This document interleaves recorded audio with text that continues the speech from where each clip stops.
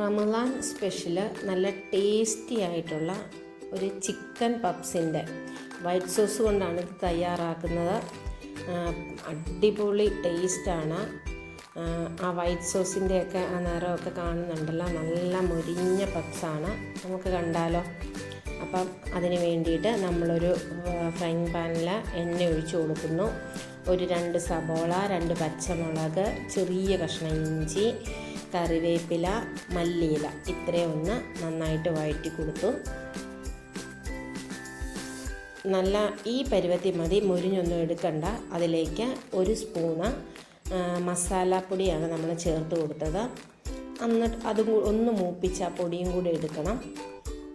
ഇനി നമുക്ക് ഇതിൻ്റെ മെയിൻ ആയിട്ടുള്ള നമ്മൾ ചിക്കൻ ഫ്രൈ ചെയ്ത് ചുമ്മാ മുളക് പൊടി ഇട്ട് ഉപ്പും മഞ്ഞൾപ്പൊടി ഇട്ട് ഫ്രൈ ചെയ്ത് പിച്ചെടുത്ത ചിക്കനാണ്. അത് ഒന്ന് മിക്സിയുടെ ജാറിലിട്ട് ക്രഷ് ചെയ്തെടുത്ത് അതും കൂടെ നമുക്ക് ഒന്ന് ചേർത്ത് യോജിപ്പിച്ച് കൊടുക്കാം. ഇതിൻ്റെ മെയിൻ ആയിട്ടുള്ള സാധനം എന്ന് പറയുന്നത് വൈറ്റ് സോസ് തയ്യാറാക്കലാണ്. അത് നിങ്ങൾക്ക് എളുപ്പത്തിൽ തയ്യാറാക്കുന്നത് ഞാൻ കാണിച്ചു തരാം എങ്ങനെയാണെന്ന്. അപ്പം ഇതിനകത്തോട്ട് നമ്മൾ 1 സ്പൂൺ കുരുമുളക് പൊടി ചേർത്ത് കൊടുക്കുന്നുണ്ട്. കുരുമുളക് പൊടി ആ എരിവിനൊക്കെ വേണ്ടി കുരുമുളക് പൊടിയും ആ പച്ചമുളകിൻ്റെയൊക്കെ എരിവാണ് ഇതിനകത്തുള്ളത്.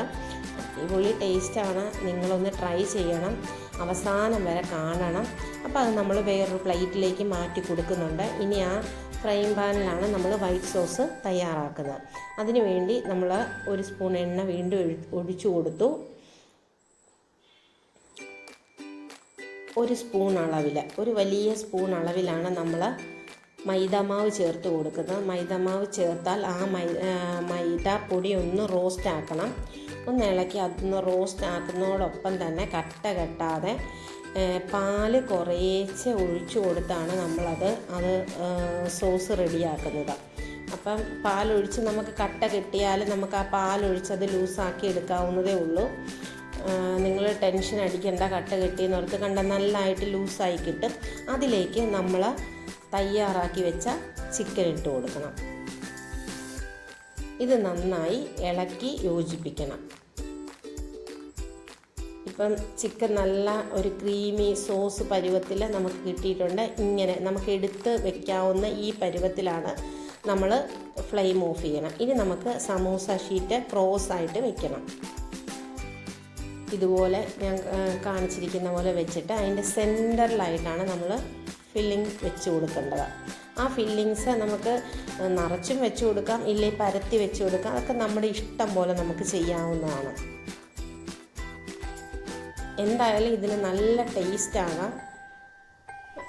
ഇതുപോലെ നമ്മൾ ആദ്യം ഒരു സൈഡ് മടക്കി കൊടുക്കണം. കുറച്ച് മൈദാമാവ് ഒന്ന് കലക്കി വെള്ളത്തിൽ ഒന്ന് യോജിപ്പിച്ചിട്ട് തൂത്ത് കൊടുക്കണം. അത് ഒട്ടിപ്പിടിക്കാൻ വേണ്ടിയിട്ടാണ്.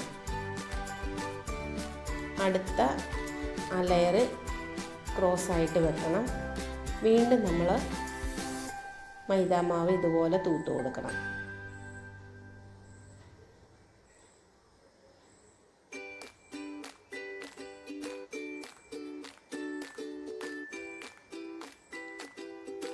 ഇതിൻ്റെ ഒരു പ്രത്യേകത എന്താണെന്ന് വെച്ചാൽ ഈ വൈറ്റ് സോസും കൂടെ കൂട്ടി വെച്ച ഒരു ഫില്ലിങ്സാണ് ഇതിൻ്റെ അകത്ത് വരുന്നത്. അതുകൊണ്ട് അത് നല്ല ടേസ്റ്റാണ്. ഇപ്പം ഇത് സെറ്റായി, ഇതൊരു പപ്സ് പരുവത്തിലായി. നമ്മൾ എല്ലാം നമ്മൾ ഫില്ലിങ്സ് എല്ലാം നമ്മൾ ഇതുപോലെ തയ്യാറാക്കി വെച്ചിട്ടുണ്ട്.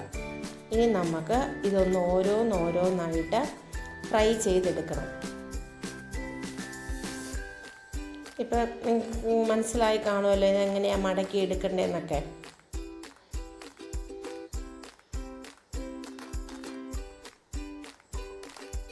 ഇനി ഇത് നമുക്ക് ഓരോന്നായിട്ട് ഒരു നോൺ സ്റ്റിക്ക് പാൻ വെച്ചിട്ട് ഒത്തിരി എണ്ണ ഒഴിച്ച് കൊടുക്കണ്ട, മുങ്ങിയൊന്നും കിടക്കണ്ട. നമുക്ക് അപ്പുറം ഇപ്പുറവും മുരിച്ചെടുത്താൽ മതി. ഒത്തിരി മുരിഞ്ഞും പോകണ്ട. ഒരു ഇളം ബ്രൗൺ നിറം ആകുമ്പോൾ നമുക്ക് എടുക്കാവുന്നതാണ്. അപ്പോൾ നമുക്ക് 3 എണ്ണം വീതം വെച്ച് നമ്മൾ ഇട്ട് കൊടുക്കുന്നുണ്ട്. നിങ്ങൾക്ക് എൻ്റെ വീഡിയോ ഇഷ്ടമാണെങ്കിൽ ലൈക്ക് ചെയ്യണം, സബ്സ്ക്രൈബ് ചെയ്യണം, ഷെയർ ചെയ്യണം, ഫീഡ്ബാക്ക് അറിയിക്കണം. ഈ പരുവത്തിലാണ് നമ്മൾ എടുക്കേണ്ടത്.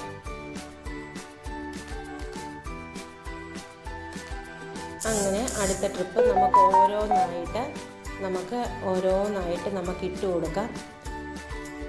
കണ്ടോ, നമ്മുടെ അടിപൊളിയായിട്ടുള്ള ഒരു നോമ്പ് തുറക്കാൻ നമുക്ക് വളരെ ടേസ്റ്റി ആയിട്ടുള്ള ഒരു puffs, chicken white sauce puffs ready ആയിട്ടുണ്ട്. നല്ല ക്രിപ്സിയാണ്. Okay, thank you.